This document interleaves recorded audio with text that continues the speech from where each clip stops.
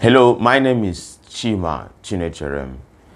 If you have been following me online on social media, Facebook, WhatsApp, on TikTok, you will notice that I have been, talking about the subject of purpose recently. So I want to talk about this video is me talking about the reason I started talking about purpose. I started a series titled Awakening to Purpose series, which is supposed to be a 30-day series. The next section is going to be day 7. So why do I teach purpose?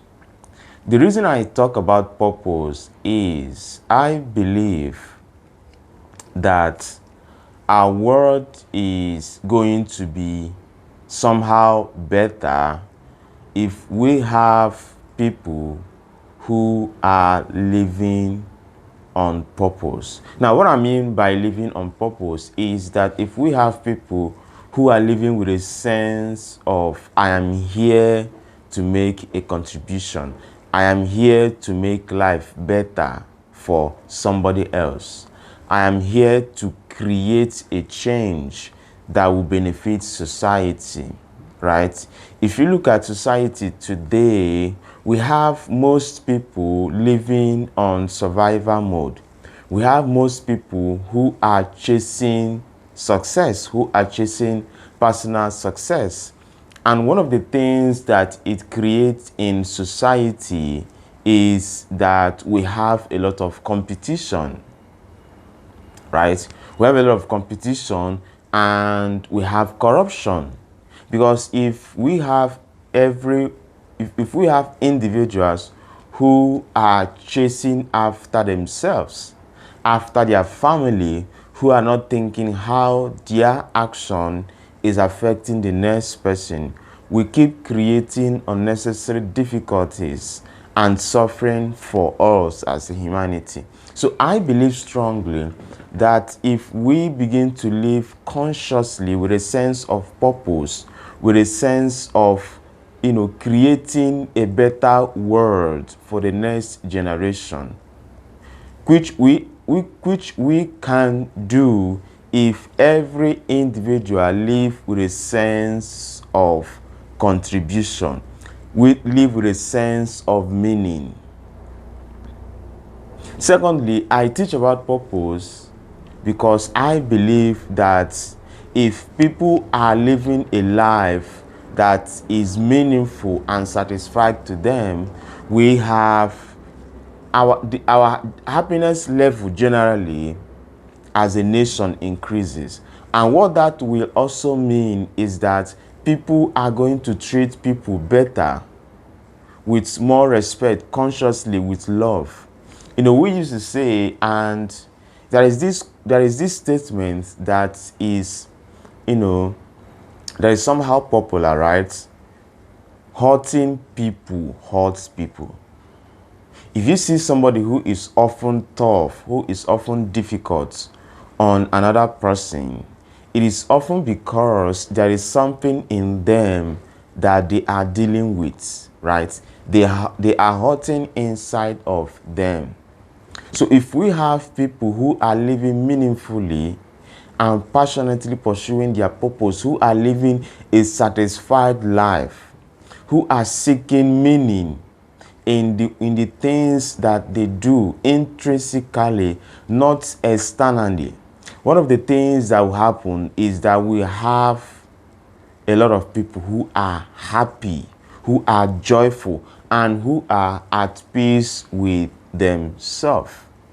And when that happens, we can see that love increases in the society, right? Because now you are not living your life thinking of how to amass wealth for yourself, so that money to you becomes a tool, right? So money to you is not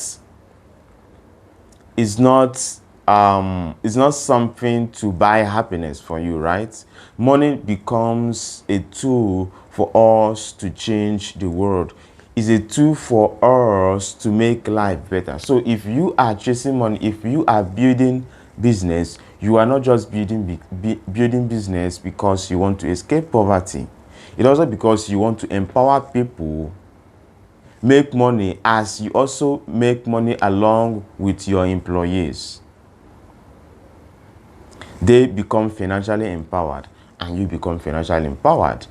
Thirdly, I believe that if we have people, a lot of people in the society who are living with a sense of purpose, one of the things a sense of purpose does is that it helps people to think in terms of vision, right? Vision, not ambition. When people think in terms of vision, they think of a world, they have a vision of a world,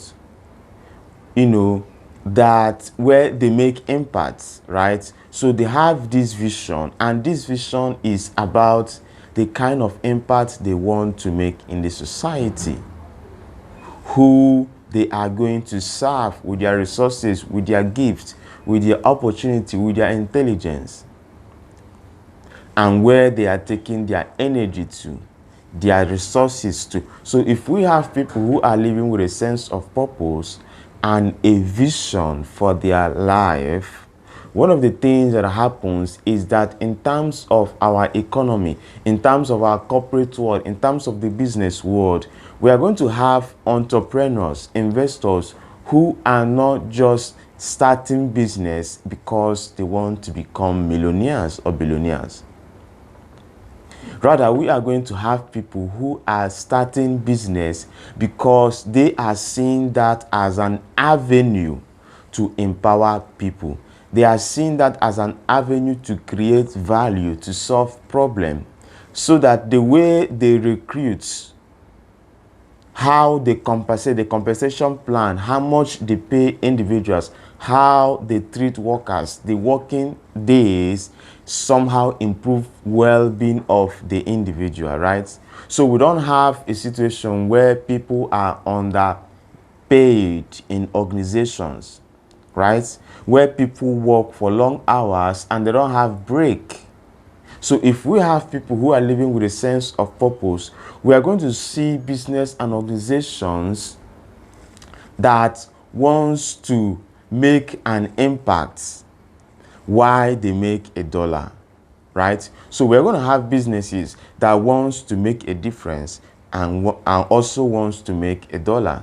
Now, number 4 is that in terms of our planet, if we are thinking in terms of purpose and we are living consciously, it's going to affect how we treat, how we approach our environment, right? Now, businesses is not just going to be about exploiting natural resources, because now we are conscious about the kind of world we want to live for the next generation.